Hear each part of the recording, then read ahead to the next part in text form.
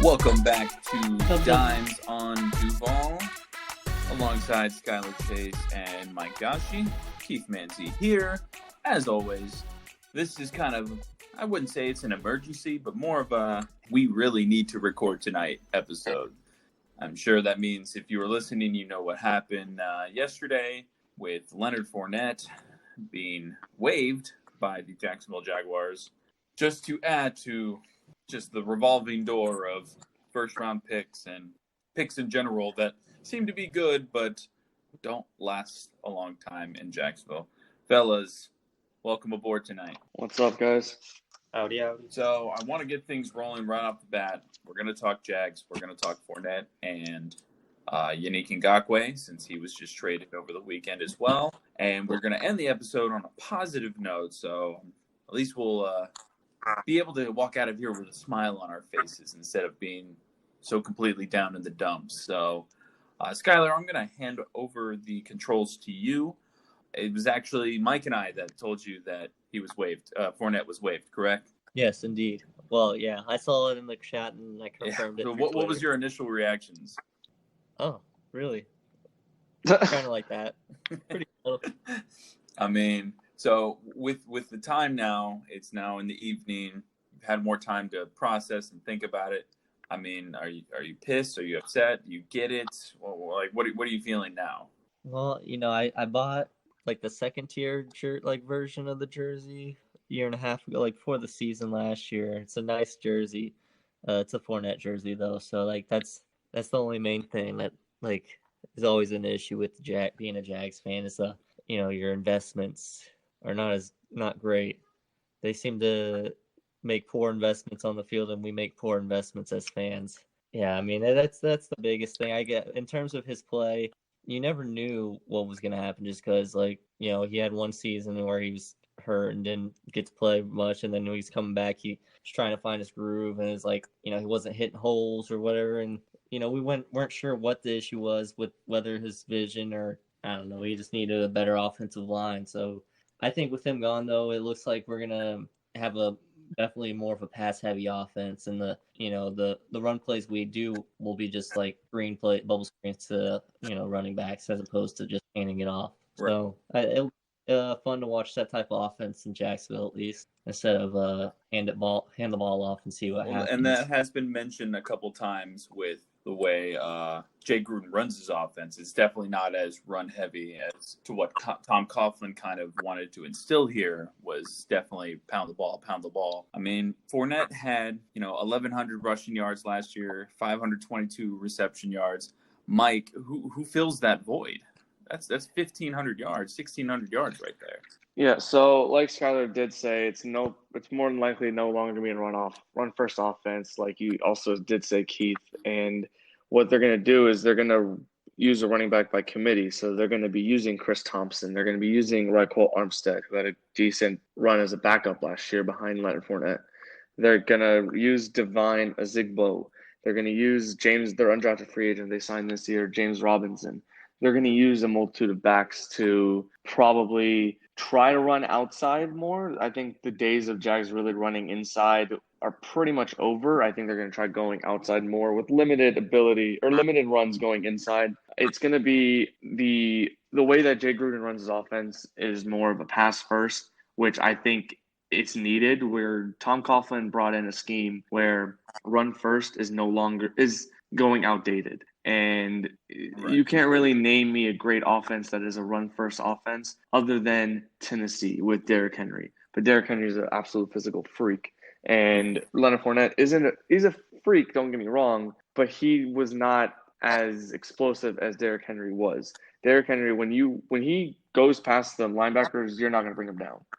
And I think Fournette, his first year, he was able to do that. But after that, like Skylar said, the injuries hurt him a lot. And with the new offense last year, with Gardner Minshew, it turned into kind of a passing game, because I just remember some games where Gardner, in key situations, they never ran the ball. And they tried to pass it and put in Gardner's hands. They threw it to Raquel Armstrong.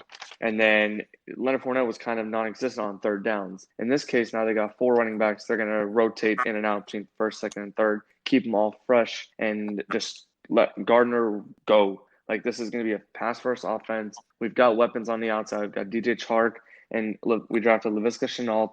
You've got Chris Conley. You've got D.D. Westbrook. You've got James O'Shaughnessy, who Gardner Minshew did enjoy throwing the ball to last year, and in a good security blanket for now. And then having a pass-catching back out of the backfield primarily is going to help, I think, Gardner Minshew's development. If they truly believe Gardner is the guy going forward, this is the year to find out. So, go ahead, Scott. Yeah, I just want to say you also forgot to mention Colin Yep, Johnson. Colin Johnson, He's the fifth-round pick this year. Yep. Good call.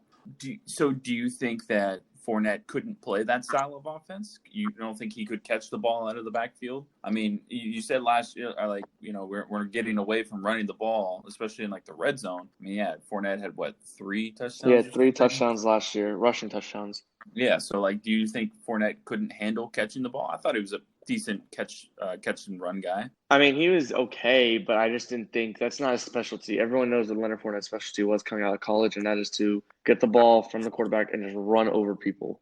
And that's what we drafted him to be. I mean, he was really great his first year, but after that, it kind of caught up to him that he wasn't a great pass catching back at LSU, and he honestly only caught so many balls last year because they needed to get the ball out of Gardner Minshew's hands, whether it's in shotgun offense, quick screens, whatever the situation may be, because Gardner was getting pressured. So now having a more pass-catching back focus is just going to make it easier for Gardner, I think, to get rid of the ball. And sometimes Fournette took a little longer than expected to break out of the pass blocking into the pass-catching back, I thought. And then he just didn't look right to me this year. He could not find the holes as quickly as he did 2 years ago. When he went to the AFC Championship game, he's a north-south runner, and with this offensive scheme, you want a running back that's going to go east-west. Like, they're going to go around the edges. You're going to want someone who's a little quicker than Fournette, and the 4 backs that we have now seem like they are going to fit that mold of this offense. Okay. Well, you have Chris Thompson, who hasn't played more than 10 games in a season, or he's only played more than 10 games in a season twice since he was drafted in 2013. Mm-hmm. Zigbo and Armstead have a combined 44 carries, and the other guy's an undrafted free agent. So do you guys see a front runner? This is for either of you guys. Do you see a front runner? Do you see a guy that you might want to see carry the ball most, especially against Indianapolis, which is the first game of the season? I think it's going to be Armstead out the gate. One guy I think that will be involved a lot more than expected probably in that aspect is probably Laviska Shenault, since he's got some backfield experience, and he is a natural receiver, so he's got better hands than those guys. So I think you're going to see a lot of scenarios where he is in the backfield and running behind the quarterback right at the snap and just catching like a little bubble screen and almost like making most of those guys obsolete. And then, I do think Armstead still will have some pretty good production in terms of running north and south. And then at that point, Chris Thompson will just be a really good third down back out of the field, out of the backfield for catching some screens and such in those scenarios. But in terms of front runner of those guys, I think it is Armstead. I mean, everyone's pretty much even, and especially the Armstead and the Zigbo, yeah. They're pretty much even in my eyes in terms of production of what they can. We'll see what they can do, and they probably both have a great opportunity of doing something, whatever they want to do.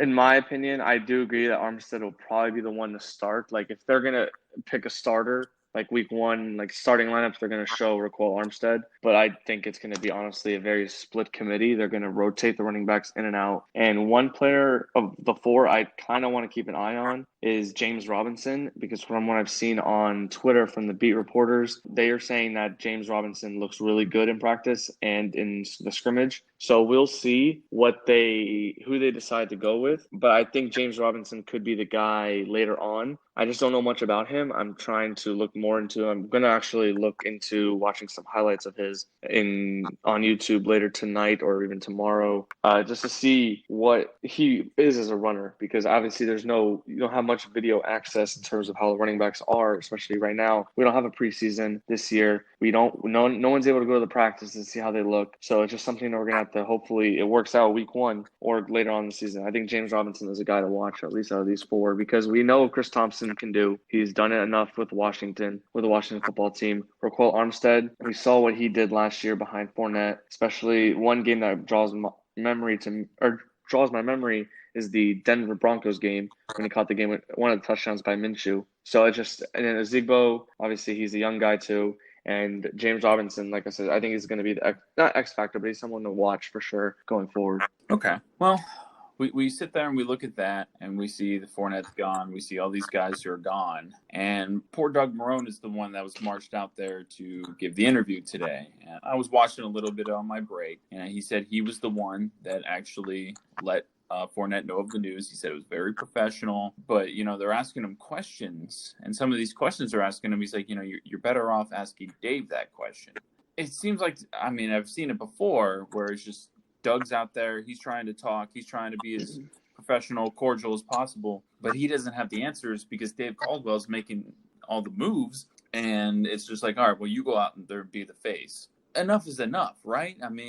We look at this, and you feel like there's going to be a scapegoat at the end of the year. Will it be Doug Marrone? Will the conspiracy theory of Dabo Swinney and coming in after we lose every game this year and draft Trevor Lawrence #1, is that a realistic, thing we can expect for the Jags this season, or do you think it goes in a different direction? Either one of you. I don't think that's realistic at all. I don't think I would want that to happen at all. Just because, we're not going to get the first overall pick, I don't think. I think we'll be just good enough to miss that. And unless if we, use some of our picks to trade up, get Trevor Lawrence or whatever, but and that I still wouldn't see us bringing in Dabo in that scenario, even though we are a really young team and such. But Dabo's locked into Clemson. He's making enough money there.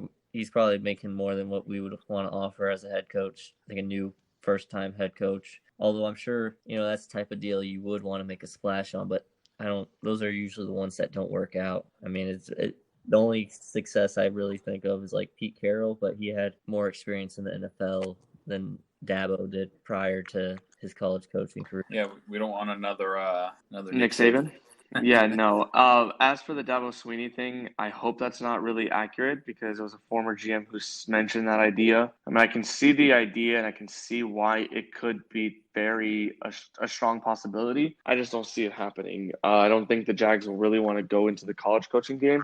They need to find someone who is, if Marrone obviously is fired at the end of the year or midseason, I just think they need to go after a head coach that has head coaching experience, that has winning experience, because we have not hired a coach with winning experience ever as a head coach. We had Coughlin as a head coach. We hired him from college, from Boston College. Then we went to Jack Del Rio. Jack Del Rio wasn't a head coach.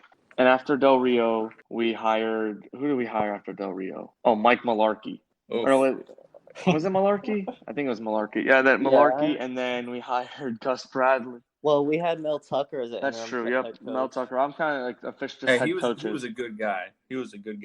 Mel Tucker? Yeah. Yeah, he was a good guy, but he was interim. He didn't get the job, which is fine. And then we went to Mularkey as the permanent. Then we went to Gus Bradley. Then we went to Doug Marrone as interim, and then we hired Doug Marrone as the official head coach. Now, well, what was Doug Marrone's record as a head coach prior to? He was under 500 in Buffalo. I don't know the exact record. I just know he was under 500. All right, because it's pretty close to 500. He had a playoff season with them, didn't they? With E.J. Manuel. They did have one playoff season, but then I think they had one terrible season, so it kind of made it even out, I guess. But my point is, I want to hire someone who's actually got some winning experience, or at least decent experience as a coach, like maybe multiple years. And one comes to mind immediately, and it might be Jay Gruden. If Gardner Minshew does okay as the quarterback, can you see – I've got two questions. One, I just want to see, can you see Jay Gruden becoming head coach if they fire Doug Marrone? Or do you see Khan firing both Marrone and Caldwell and cleaning house and just bringing new people in? Yeah, and so I can see the Jay Gruden situation happening, similar to how Doug Marrone was brought in. He was the offensive lineman coach and promoted. I could see that situation happening.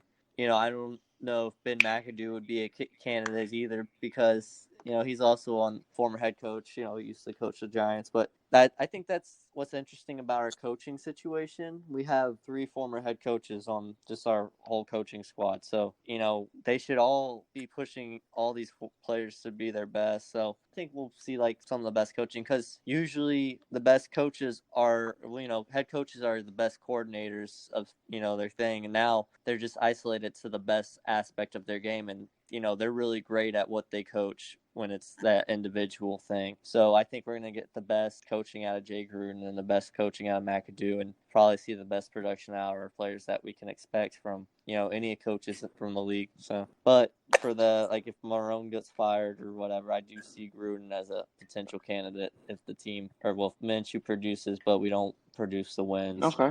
And Keith, just a quick thought on that. What do you think? Oh, I agree with completely what Skylar said. I think it's way more realistic for Jay Gruden especially to be taking over the reins if that's the case.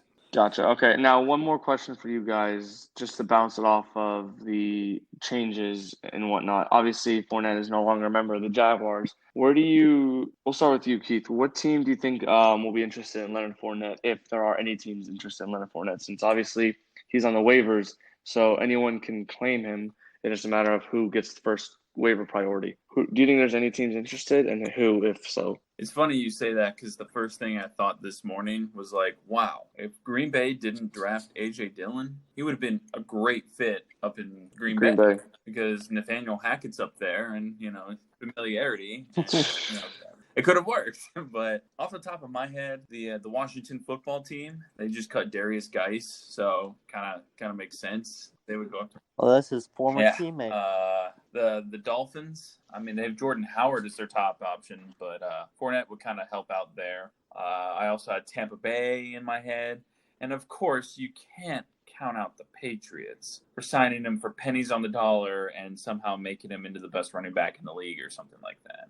It's funny. Go ahead, Skylar. Go ahead. Let's see what your thoughts are. Well, I was just going to say, I think that would be one of the more fun situations to see him in up in New England with Cam Newton. And I think they'll still win the division up there anyways, but adding Fournette kind of makes it, kind of a game changer for them in the winter, because he's such a physical back when he is able just to run and plow you over. But I also think Tampa would be almost like dream matchup, just learn under Brady kind of, and Leftwich would be coaching him there. I don't think that really matters to him, but that would just be an interesting connection. But Tampa's obviously, I think, got the most pieces in place, and the running back situation is probably the only thing that's lackluster compared to everything. It's funny, else. You guys just named 3 teams I thought that could be interested in Fournette if there are any: Washington, Tampa, and Miami. But I've got one here. It's probably a long shot, but I can see it working, and that's the Los Angeles Chargers. The reason being is they have just Austin Eckler, and I know they have Justin Jackson. They just lost Melvin Gordon to the Broncos. Yeah. So if they get Leonard Fournette can be maybe the first down back, and then after that they can use Eckler and just use that same success they had with Melvin Gordon, the two-headed attack. And they've got Justin Jackson, who they probably LA believes in, but I'm just saying maybe Leonard Fournette could go there. And also, you guys, like you already mentioned, Tampa Bay with Brady. Miami's got no real starting running back. I got a sleeper, and that's Detroit. Oh, Detroit. See, I got a sleeper too. Go ahead. Why do you have Detroit, though? Because they've got Kerryon Johnson, who can't stay healthy at all. And then I know they just drafted DeAndre Swift out of Georgia, but he also is a little bit of injury concern too. So, if one of those running backs goes down, they can sign Leonard Fournette, obviously, or they can put a claim for Fournette and see. I personally don't think anyone's going to claim Leonard Fournette. I think he's going to be an unrestricted free agent, and he's going to sign wherever. It's just a matter of I just don't know who's going to sign him or who's going to want to sign him, because he's also kind of – now I think he's changed over the last 2 years, but I think he could be a locker room problem. I don't know if that's still the case, but from what I'm seeing on Twitter from reporters, Marone wanted him gone because of the locker room issues. I don't know if other teams are willing to bring in a locker room problem right now, especially this close to a season where it's already a strange season and they don't need any distractions. My other dark horse was the Chiefs. Damian Williams opted out due to COVID-19. I don't see the Chiefs doing that. And they have a rookie in Clyde Edwards-Helaire, also from LSU. Yeah, that's the reason why I don't see it. Incredibly awesome. That's why I don't see it, is because they drafted Edwards-Helaire in the first round, and I don't think they're going to bring in another first-round running back. That's just me, but I can see the fit. I just don't see the Chiefs doing that. That's why they're a dark horse. And that's why they're already low on money because they just gave Mahomes a deal. They gave Chris Jones a deal. They signed LaShawn McCoy also. So I don't know. Yeah, We'll see. but if I'm Fournette, I'm taking What a pay about cut if I can win a Super Bowl. That's true. Yeah. What about New Orleans with Alvin Kamara missing 3 days of practice Well, for a unexcused? holdout, yeah, it could be. It'll be interesting. It'll be interesting. But they could theoretically go, we'll just pick Fournette up and play him, and we won't sign you at all this year. I mean, he could still come in, but then if he does come in, you have Fournette, I think Kamara. if the Saints take Fournette over Kamara, they're actually dumb. I think Kamara's a better running back. Yeah, obviously. I'm not saying that, but it's just a reassuring thing for them. I did actually see him linked to the Bears for some odd reason. I've seen that too, actually. I don't know. Yeah. I don't know. I don't see that as a real possibility, though. Bears suck. Sorry, Kevin. Not sorry, Kevin. Sorry. I miss A-Rob. Well, switching gears here from Fournette. From one NFC North team to the other NFC North team. Yes, to the Minnesota Vikings, who just traded with the Jacksonville Jaguars for Yannick Ngakoue, a 2021 second-round draft pick, and a conditional 2022 fifth-round pick that could be up to like a third. So, wow. He took a pay cut, 1 year, $12 million with the Vikings instead of the 17.8 franchise tender.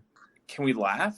I don't know. Like, I'm happy that he's gone. I feel like you guys might be happy that he's gone. Obviously, we wanted him to stay, but the way he's been acting, I feel like this is okay, right? I think he was being fed, what he wanted to be fed by his agent. His agent was like, yo, no, do this, do that. And it's unfortunate. I think, I can see him why he acted that way. He grinded every moment he was here. He did everything right. He did exactly what coaches and GMs and everyone preaches about. Yet you bring in other people from other teams and, then you draft another guy to kind of take over. But, that's the business aspect of it. But still, it's still frustrating especially when you're in a city like this that they don't, you play for a team that never has talent. You're third on the all-time sacks record, and you only played 4 years here or something like that. It's just insane that, he would be treated such a way by a team with such a historic past. Oh, absolutely. Mike, what do you think? Do you think he couldn't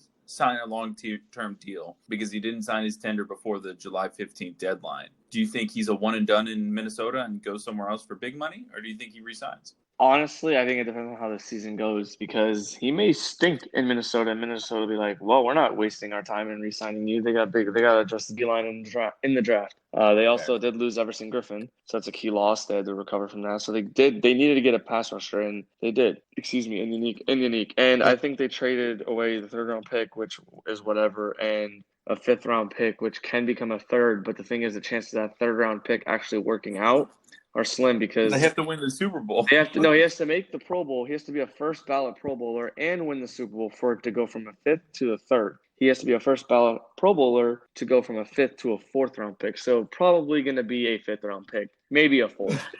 So is that why everyone was starting to do the Pro Bowl? I'm 100% voting for Pro. I'm 100% voting for Yannick Ngakoue to go to the Pro Bowl next year. No, I get it now. Yeah, sense. So it's just and honestly, this goes back to Dave Caldwell and his idea of building a roster because he has now had 8 draft picks in the first round. This is just a rant on Dave Caldwell. 8 picks in the first round. 5 of them the first 5 he drafted are no longer on the team. One of them led the team to an AFC championship, though. Let's not. Oh my God, let's start this conversation again.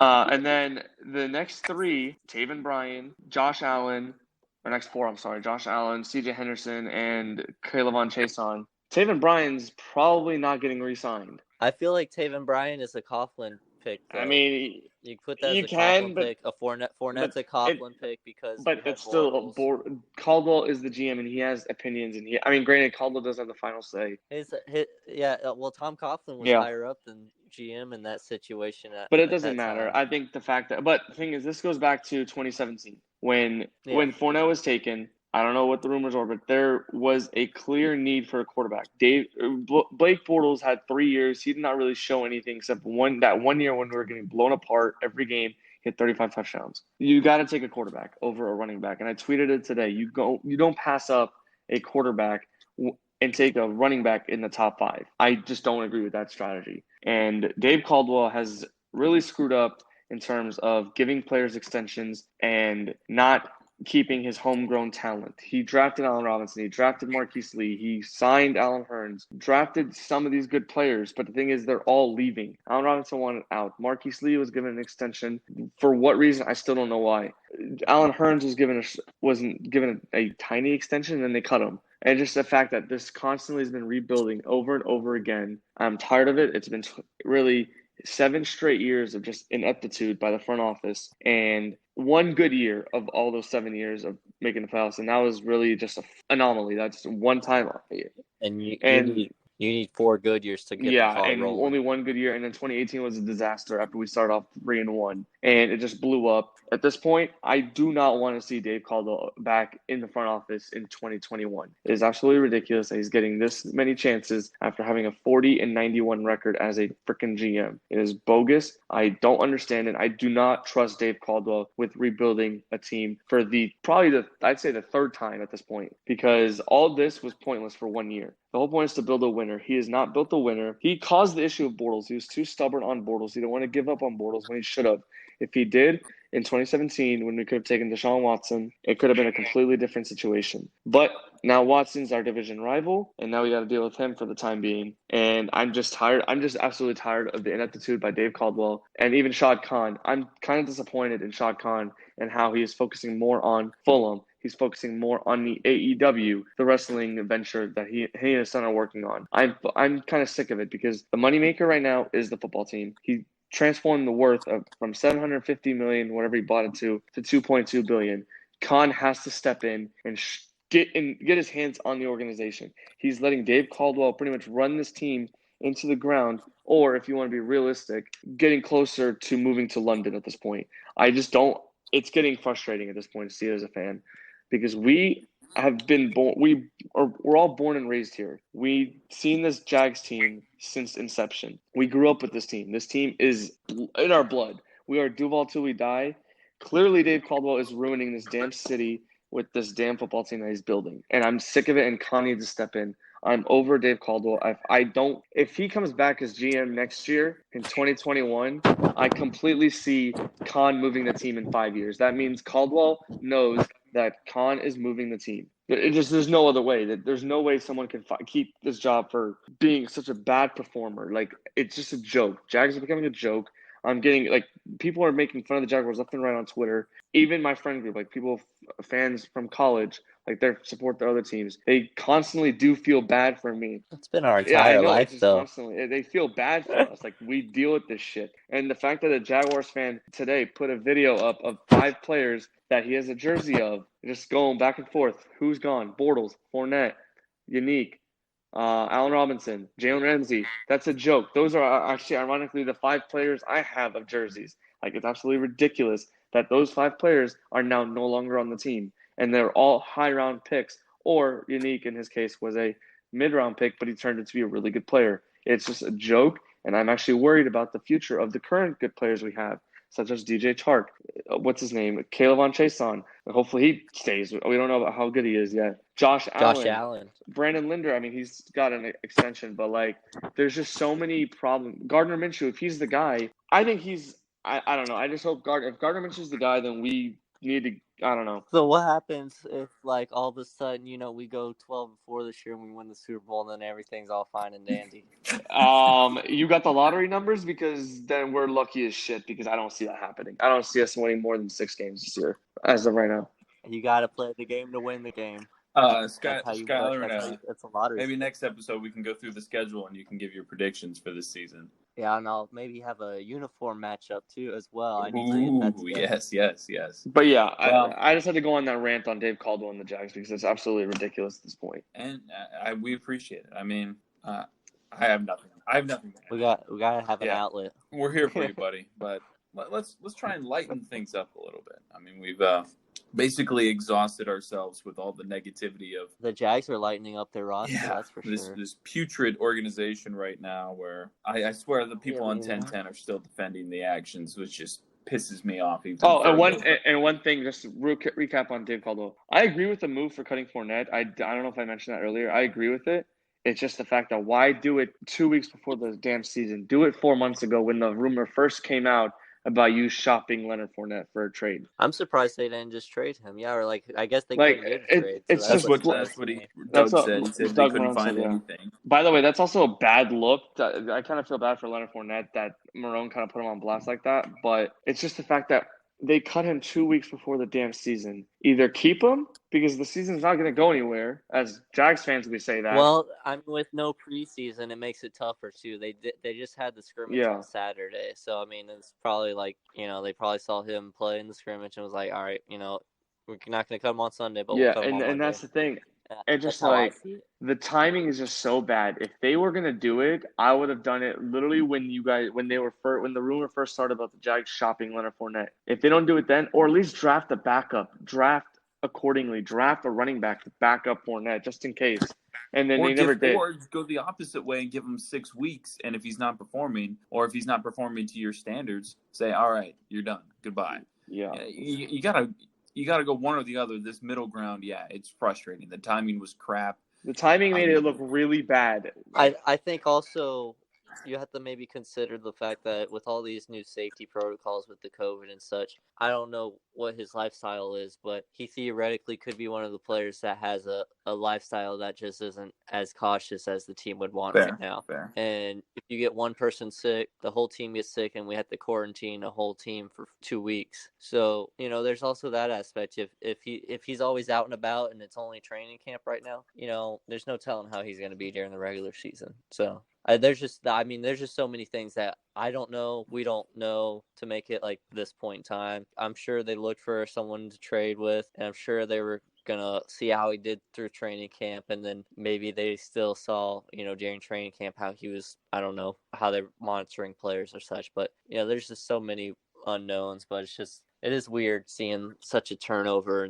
It's pretty rare to see a team go from an AFC championship just 3 years ago to having 5 guys on the roster from that team. So, I mean, it's crazy to see, but I like the young guys we have. We're too young. I don't think we're going to, I don't know. That's the only thing that we might not be able to cause much chaos in the league just because we're too young, but that's also maybe another reason why we might cause some chaos. I think that with the personalities we have on the team now, it's less of a I'm gonna get mine type of deal. It's gonna be more of a let's all do this together and type of deal. I mean, not quarantine stuff, but Minshew. I saw something from the scrimmage, like one of the receivers. I can't remember the name or situation or the player, but he dropped the pass, and Minshew was the first guy to run over there to pick him back up. To kind of get his chin up, and it's that type of attitude that's gonna build a positive culture. And obviously, they've want that good church boy choir, whatever mentality in there now after having 3 years of toxic masculinity and whatnot. I think the big thing is they just want someone that can come in and be the leader that the Jaguars really haven't had in a long time. And I think if Minshew can be that guy, that's what we have to hope for. We just have to hope that Minshew's the guy. If he's not, then we're right back at square one, even though we already are at square one. We're at like square zero at that point, and we just have to go back to the drawing board. And then at that point, here comes Trevor Lawrence, which we'll save that for another, or hopefully for the future if it comes down to it. But hopefully Minshew is the guy. But we'll see. Yeah. Which I think I would prefer Kyle. Oh my God, no! Oh lordy! It's funny. I actually I was kind of expecting to switch gears. I was expecting Minshew to be on one of y'all's list, but he wasn't. I guess he just hasn't established himself yet, which is okay. Yeah, it's still too young. You guys have been following along on our Instagram and our Facebook stories. We've been posting our top 30 favorite athletes. Now, these are all subjective. They're all our own personal preferences. I actually just got a text from Kevin talking trash about Mike and I's pick, but he actually apologized and realized that it's just our opinions. It's not actually who we think is the best athlete of all time. So this is not who we think is the best athlete of all time. This is our favorites, how much they influenced us. We went top 30, posted it today as an official post on our Instagram. So if you haven't seen it yet, go check it out. Our number ones were all different sports, which I thought was kind of cool. I went with the NBA with Michael Petras of the Orlando Magic. Skylar went with Dale Earnhardt Sr., may he rest in peace, a racing legend. And Mike goes with Dalvin Cook. I'm assuming the Florida State version of Dalvin Cook. So he's two players. Well, that's what I wanted to say with this list. If you saw certain people in certain uniforms, that's when we're most likely referring to them as. There could have been exceptions, but at least for my list, if they were wearing a certain uniform, I was going for him in that uniform. Ryan Anderson, I loved him on the Magic. I thought he was fine on Houston and the Pelicans, but I was rooting for him when he was in Orlando. So, Skyler, go walk me through a little bit more with your Dale Earnhardt Sr. choice. Your little snippet is great, but I want to hear a little bit more about that pick. Well, I have a redneck father. I wasn't really raised by him, but for a little bit when I was young, he would watch NASCAR all the time, and that's the guy that we would watch together. And I was only like 6 when he passed away, but I still remember just watching races with him. I don't remember many results and such other than later on. So but it just happened to be a tragic death. I remember where I was the day he crashed. I was out jumping on the trampoline with my sister, and my dad yelled outside that he had crashed. So we ran and saw, and that was just he was one of my first favorite athletes or whatever.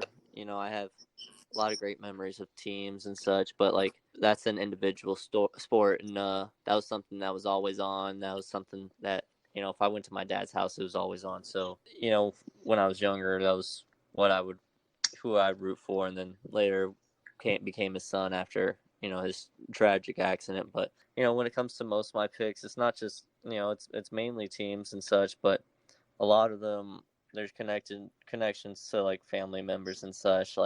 Serena Williams is high on my list because I used to play tennis so much with my mom, and and also the McDonald's toys that we would get have Serena and Venus Williams things. But those just little things like that, Rasheed Mathis is high on my list just because I've met him a couple times in public too, and it's just cool little memories I have of people like that. So nice, Mike, Dalvin Cook, give me more. Yes. So about Dalvin, I was actually going back and forth between him and MJD as my top athlete. The reason why I went with Dalvin Cook is because I got to know, obviously, when MJD was part of the Jaguars, I knew about football, but I didn't know everything about football. I don't say I know everything now about football, but I feel like I know a lot more now about football than I did when MJD was part of the Jags from 2006 to 2013, 12. So I just feel like I've learned a lot more. And also that Dalvin Cook, when I went to school at Florida State, when we were actually good, when we won the national championship, Dalvin was not yet on the team. And people keep thinking that Dalvin Cook was on the national championship team when he was not.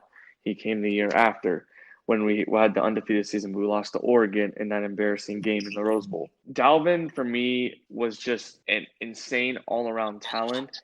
And the fact that he only stayed 3 years in Tallahassee at Florida State and broke Warrick Dunn's records was insane to me. And the fact that I actually saw record-breaking performances by Dalvin Cook, he always torched Miami and Florida, the two biggest four-state rivals.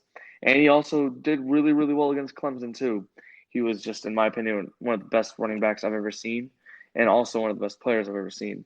And I got to meet him one time in Tallahassee at a bar in Tallahassee. He was a cool guy, and he's a quiet guy for sure. But definitely, he was all business whenever he got in between the sidelines, and he was never really slowed down by anyone, in my opinion, other than his hamstrings. But that's about it.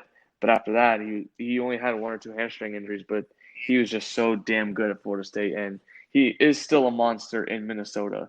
So I did love Dalvin Cook, and I was actually low-key hoping that he would come to Jacksonville when we drafted Fournette in the second. I wanted Deshaun Watson and Dalvin Cook. I had 1-2 punch in the first round and second round, but it didn't work out. That would have been nice. But it is what it is. I would have loved to see Dalvin Cook because I've got Dalvin Cook's jersey. I absolutely love Dalvin Cook, and every time he played, it was always the 4 show because Dalvin Cook lit it up every game. So that's why I love Dalvin Cook. He's He's my favorite athlete of all time as of right now. Nice. Yeah, mine was Michael Petrus, former forward guard for several different teams. Made his mark with the Warriors at first, but then really made an impact when he got traded to the Magic and really played well in the playoffs, except for the finals. He did struggle in the finals, but The whole team struggled. It's okay. exactly. In his career, he definitely was a very good defender and could shoot the three. Oh, God, he could shoot the three well. Oh, But yes, he I always modeled myself after him as well because he could shoot the three well, but he couldn't shoot free throws very well, and I could not shoot free throws very well. And I always felt like, yeah, it's just me and Petrus. It's just who we are. We're not good free throw shooters. But the one quick thing about him that struck me, I put it in my post, but my dad did get me his jersey. And I remember getting in the car and telling him the day that he got traded to the Suns with Marcin Gortat, who was also on my list, and Vince Carter. And I'm like, yeah, Petrus just got traded to Phoenix. And his reaction was kind of weird to me. And a couple months later, for Christmas, I open up my gifts, and it's a Petrus jersey. And he's like, yeah, sorry. I'd already bought it for you, and he said he got traded. And I was like, oh, man. But I was still ecstatic. Because it was like an official jersey. It was awesome. I wore it everywhere. I wore it to the beach. I wore it to bed. I still have it. It still fits. I represent my boy till I die. I wish him well wherever he is now. I'm pretty sure he still lives in Orlando too, which is really cool. But the guy had a great sense of humor, and I really appreciate that. But can you guys think of one person, just one, that maybe you left off your list? That if you did it over again that you might add? Jeez, I don't know if I can think of like one. There's like a few people that stood out, like a Carlos Zambrano or like Carlos Juan Zambrano. Pierre. That's a good one. Yeah, and then like on the Jaguars, I thought about maybe like Mercedes Lewis or something like that. Current Gator players and modern players right now. The modern players I thought about, but I wanted to. I don't know. It's mainly just players from my past that I've kind of like. So on my list. for me, I'm going to touch on this. Skylar, you had who had Greg Jones? Was it you, Skylar, or was it Keith? I had Greg Jones. Yeah, it was you, Keith. Keith. So yeah, I completely missed out on Greg Jones. That was a good one. Daryl Smith is a good one. I think you had him. I've always loved Daryl Smith. Daryl Smith is one of my favorite players. Another one, Derwin James. I saw the Florida State Derwin James, and hell, even the LA Chargers Derwin James. He's such a damn good athlete, but unfortunately, he's out for the year this upcoming year. He can't stay healthy. And one player I took off my list, I'm actually going to ask you guys now, who did you originally have on your list but you took off? So I'm going to let everyone know I had Jalen Ramsey on my list and pretty high up there. But I took him off after a tweet came out saying that he said that, what did he say? He said October 17, 2019 that was the best day of his life because he left Jacksonville, Florida. And I was like, okay, I am over your shit. So I just took him off my list. I was like, I'm not dealing with Jalen Ramsey again. So that is one reason why I took Jalen. Jalen Ramsey was on my list. Like I loved him at Florida State, and I loved him obviously in Jacksonville. It's just that he was just a complete dick about everything in Jacksonville. So I was like, whatever. He said October 15, 2019, I got traded from the Jacksonville Jaguars to the Los Angeles Rams. Probably one of the best days of my life. So that pissed me off. So I took him off my list because of that. So it's pure hate.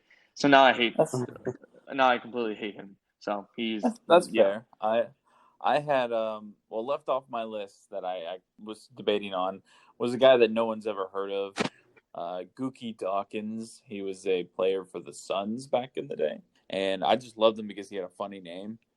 And he's rising up through the minor league system right now. He's a pretty good coach, but yeah, Gookie Dawkins was his name. It was a funny one. Another one I had was Greg Carr, former Knoll wide receiver. Greg Carr, yeah, that's a good one. That's a good one. He was tall. He could catch the long ball. I mean, he was a very, very good receiver, and I kind of missed him. And Bill Elliott was a NASCAR driver I left off. He was probably just outside the 30. I grew up being a fan of his because I liked the McDonald's car, and I just. Oh my gosh, I'm looking at a die-cast car of his McDonald's right now, like a nice. Tiny one. Yeah, he was, to me as a kid, I couldn't say it right, so he was Bill Elliott. And, yeah, so those are some of the guys I left on. What about you, Sky? Or I can't remember exactly anyone I specifically left off, but I will tell you that I did have Dale Sr. at number 3 and Tiger Woods at 2 and Michael Jordan at 1 for a little bit, and I swapped it up towards the end. yeah, So yeah, you just a got little to do a little flip rearrange, but flop I sometimes. Because sometimes you just feel it, and it's like, oh man. Well, it's like MJ. He's probably like he was like the second, just because he similar to how, like I said, Dale Senior was like my first favorite athlete. It's like if I looked at like different teams I liked, it was my fandom would go like Jaguars and then Cubs, and then like probably NASCAR, and then at that point it was like for the NBA, the only thing I knew was like MJ. So Fair. NASCAR Dale Sr. stood out, and then the Jaguars was a team thing, and the Cubs was a team thing. So went Dale Sr. to MJ. So I have a bone to pick with you, Mike. Go ahead, please. I was waiting for you to transition to this because I don't know. I'm very curious on who you want to trash on my list. Well, first of all, I'm going to throw out, because I texted Skylar separately one day, and he hit me back with the perfect line. Did Mike have a childhood? Because most of these people were very recent, which, again, there's nothing wrong with that. It's That's just, fair. Skylar and I both went back in the history books a little bit in ours. Maybe not too deep, but... I'll say you guys didn't go that far deep. I mean, some of these, obviously, when you guys are growing up, but I mean, like... Yeah, but, like, who's the oldest guy on your list? Like, Hedo? Oldest? Steve Nash. Steve Kobe. Nash, and he's what, like 45? I mean, it's like... I don't know, but the biggest bone I had to pick with you was you said Christian McCaffrey I was have a reason for that. College. Yes, He was not underappreciated in college. Yes, he was. Crap. You the know dude why? almost won a Heisman. How is he Almost? underappreciated? Almost? He did not almost win the Heisman. Let me pull up. He was a finalist. Was he a what finalist? Are you talking about? Let me tell you the reason why he's underappreciated. Hang on one second. Let me pull up this. He won like best running back of the year. He put up incredible yards. The only crap you could ever get him was because he was one of the first players to ever sit out a bowl game. And let me explain why he was underappreciated. Because no one watched him play because he was in Stanford on the West Coast. I watched. Stanford was big back then. I know, but no one wanted to stay up and watch the game. That is my thing. I don't know about that. That's not a lie. That is not a lie. They weren't playing. You just didn't want to, Mike. They were playing primetime games because they were good. West Coast bias is a thing. Christian McCaffrey should have won the Heisman that year. Okay, fine. I give you that, but I'm not going to say he's underappreciated. I disagree completely. I think he's underappreciated. That's me. I think the most shocking pick on Mike's list, though, was Justin Blackman. Wait, what did you say? I think the most shocking pick on Mike's list was Justin Blackman. The most shocking one on his list was... let me explain McCaffrey by the way. Yeah, Justin Blackman. Okay, wait. Before you say anything, let me explain McCaffrey real quick also. The reason why I have him a little higher, why I like McCaffrey, is he also kind of helped me win a fantasy championship last year, so kind of bumped up my rankings a lot. Okay, that's fine, and that's fine. But, I mean, he was a consensus All-American. He won the Paul Hornung Award. He won the Jet Award. He was the Offensive Player of the Year in the Pac-12.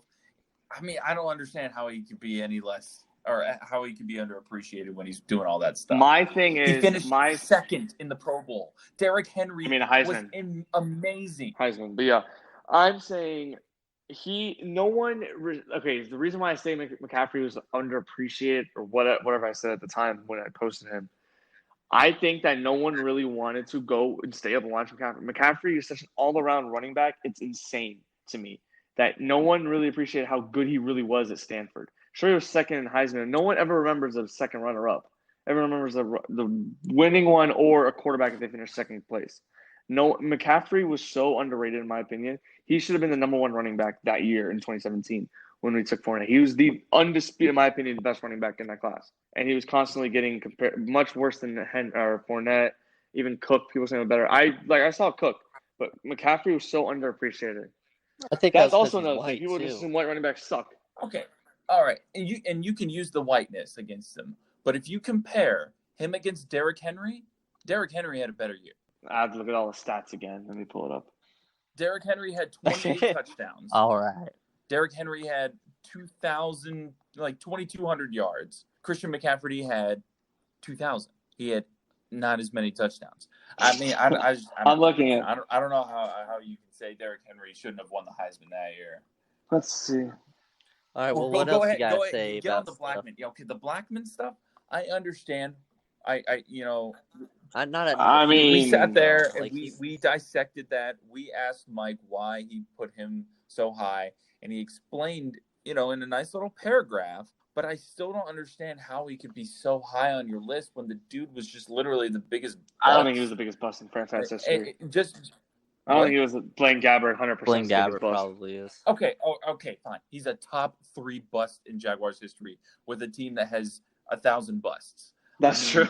I don't understand. So my reasoning Again, it's your list. It's your choice. You can put him as high as you want, but please explain to the fans why you put him so high on your list. Over like Hidu and stuff and Jameer Nelson or whatever. Justin Blackman was one of the best receivers I've ever seen play. In college, in his sophomore and junior year, and also I started watching him. We broke out kind of like in the middle of a sophomore year. I was like, let me watch him. He's actually good. I actually enjoyed watching Justin Blackman play with Brandon freaking Whedon at quarterback. Justin Blackman was a stud his sophomore year and even better his junior year, even though he got the recognition his sophomore year. He turned into a absolute freak. Like he in the Fiesta Bowl game, he went off. I forgot who they played, but he went off in that game. I'm like, okay, I want him in freaking Jacksonville. And then the draft comes around. He's killing the combine. I'm like, okay, we may actually have a shot at Justin Blackman. And then when we traded up from 7 to 5 to draft Justin Blackman, I was ecstatic. I was like, holy shit, we actually have a game-changing receiver for the first time since Jimmy Smith. And we were right for the on-field stuff. When he hit the field, he was a good player. He had 200-something yards against the Texans in one game. I thought that was absolutely insane. Yeah, he had over 200 yards in a game against Houston. But my thing is, I know he had the off-field issues, which is a huge problem. I get that. But for on-the-field talent, that man was a stud. And if he obviously did not have the off-field issues, he, in my opinion, would be the number 1 or number 2 receiver in the NFL today. It's hard to disprove that. I mean, it's hard to also prove it because of the off-field issues, but he was such a physical freak for his height. He was so fast. He was so athletic. He could catch almost everything. He had breakaway speed. He was such a great receiver. And the fact that he came to Jacksonville for those 2 years before he got suspended and never came back to the NFL is just, when he was on the field, he was an absolute star to watch. And I wish, obviously, he did not have all his off-field issues. But that's the thing, Mike. We both agree with everything you're saying, but I still don't see how you could put him at number 3. I absolutely loved watching. Because the memories that he's created, they're great and such, but you have to have some players that have created greater emotion within like you. Jameer Nelson or Dwight Howard or I'm telling I any of those. If that's what we're going off of, is the fact that you were ecstatic that you traded up. That staticity or whatever, was so exhilarating for you that you just seek that thrill. That's the number 3 thrill. I mean, you guys can trash that, but I think Justin Blackman was one of my favorite players coming out of college and in Jacksonville. Because literally before he got suspended, I was so close to getting his jersey. I was like, I'm going to get his jersey. And then he got suspended. I'm like, great, good thing I did not waste my money. I think it was the same way for me, too, because I was working at BJ's at the time, so I had a job, and my first jersey I got was a Josh Scobie one with my paycheck because, you can't go wrong with that one. But I mean, Justin Blackman would have been great to have seen a full career from. Well, hey. But that's the thing, is that never happened. It never was going to happen, I guess. I mean, with his issues. So the fact that he's still at number 3 just based on, how he produced and stuff. I mean, it's fine. Well, clearly it isn't fine with y'all. It's just crazy to us. No, it's just crazy. It's shocking. It's mind-boggling, yeah. So I mean, it's your list, it's your choice. But hey, if y'all want to trash any of us, it doesn't have. Hang on. You want to trash us? Tweet at us. Hang on. Y'all gonna trash me? I'm trashing both of you in a minute. Go for it, Keith. Why do you have? I'm surprised you have Markelle Fultz at 8. Why is that? Because he's only been on the Magic for 1 year, unless you were rooting. You knew, you followed him when he was at Washington and Philly. I don't know. I mean, he's definitely one of the shorter tenured athletes on my list, but he's up so high because I'm currently obsessed with him. I get excited every time I see him on the court because I'm just amazed to see what he's going to do next. Excuse me. The way he's able to contort his body in midair is just, it's mind-blowing to me. Just, he will steal the ball, break away, and somehow be able to lay up the ball between like three guys. And it's just, I think it just excites me because I feel like he is one of the key cogs of our future. And the only reason I don't have like Isaac up there with him is because Fultz is, I have his jersey. Fair enough. And like, it just excites me. I wanted an Isaac jersey too, but it's okay. Don't worry. I've got the Isaac jersey. Fultz. I got the Isaac jersey. You got Yeah. the Fultz jersey. Not bad. And also, Yeah, you know, I exactly. can't end any conversation with you without trashing your number 6 pick, Mario Hezonja, your boy. Hey man, like you said, it's subjective. I mean, I have a piece of a game-worn jersey of his. I remember doing research on him after we drafted him and watching his tape in Barcelona and just thinking, wow, what this guy could become. And sure, yeah, he was a bust. I'll admit it. Big bust. But I still just love he's a white guy that shoots threes. And that's just Keith in a nutshell. He can't dribble. He can steal the ball. He'll make a good play every once in a while, but then he'll make another boneheaded one. It's literally me if I was in the NBA. I mean, the dude blocked LeBron James, and everyone hyped about it. He dunked over Giannis, and everyone hyped about it. But then he's also airball threes, or he's made bad passes. He's got one of the greatest assists in recent Magic history with, I think it was a steal from Oladipo. He passes it up to Hezonja, and Hezonja bounces it up to Aaron Gordon, who slams it home. Oh, man, just chef's kiss. Beautiful. Beautiful. Still trash in my opinion, but that's just me.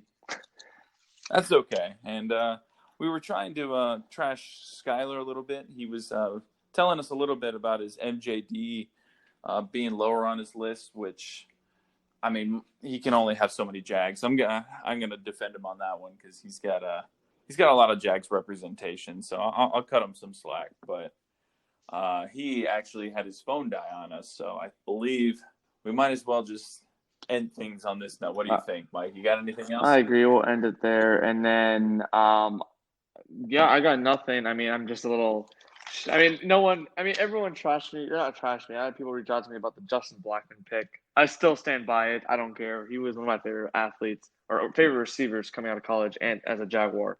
Hell, if he's – Hey, kudos to you for having the balls to be able to just stand your ground and not let anybody get to you. Yeah, so, nope. If you have any other opinions on us, please tweet at us.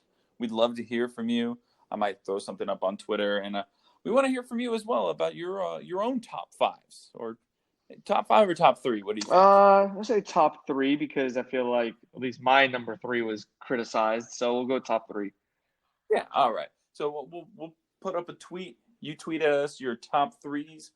We'll give you our critiques of them as well, because, you know, again, it's all your own personal opinion, but it doesn't hold us back from trash talking the crap out of each other. Yeah, well. But for that, let's end on a nice little positive note. Tomorrow, well, as you're hearing this, it's Tuesday, so that means it's Taco Tuesday. So get you some tacos. Enjoy your Tuesday from the Dimes on Duval remote studios, as we are all in separate entities today. I love you guys. This has been fun. We got to do this more often. Yeah, and also one Mike. more thing, Keith. And if anyone has any other suggestions, because this idea of a list was thought of by Skylar. So if anyone has any suggestions for us to do, like top 30, because I mentioned the idea to the guys saying top 30 hated athletes.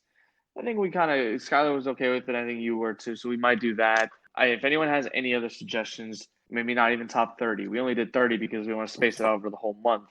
But if you have top 10, any top 10 things we can do, like, for example. Yeah, we could probably shorten them to maybe top 15, top 10, something like that. But yeah, if you have any ideas for lists for us, shoot them our way. You know, you can do it on Twitter, Instagram, Facebook, you name it. Text us personally. It doesn't matter. Oh, and wait. We'd love to hear from you. And one thing I want to challenge everyone is try coming up with a list of 30 of your own athletes, because it is not easy. I had to cross off people, and I was like, no, I don't want him on there or whatnot. And yeah, that was hard. And then the guys trashed me because I don't have a childhood. Please, I just don't remember everyone I watched as a kid. Like, I mean, the youngest player I remember watching, honestly, even you could say John Henderson, Daryl Smith, I mean, Fitzgerald's still playing.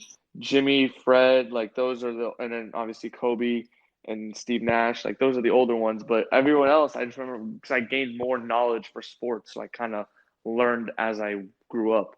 But it is not easy with a top 30 list. So I'd like to see if anyone can come up with top 30 because I already had people reach out to me saying, this is not easy. They tried doing it, and it's like, holy crap, they've got to cut some people out. I want to see what some people can do if they wanted to reach out to us to see. Because it's not easy. Yeah. Oh, absolutely not. And just one, I know we keep going on, but one last note, I have to note that Mike was the only one of us three that did not get reposted by anybody on his list. So I tagged everybody's Instagram handle that had one on the posts, and Jimmy Smith actually reposted Skylar and I. Which is and not bogus Mike. because I did put Jimmy Smith, but I think it's because I put Jimmy Smith so low on my list. And Skylar had Dontrell Willis, the pitcher for the Marlins, actually repost him as well, which was awesome. And I had Scott, of course, my brother and host of the Sports Bar podcast, show some love for himself. And Kabir Gabaha Biamila, the defensive end for the Packers, that he actually reached out and said thank you for the love. So with that, another episode of Dimes on Duval presented by Coastal Indoor Golf is in the books. For Mike, Skylar, and myself, Keith, we wish you all a great day. Take care.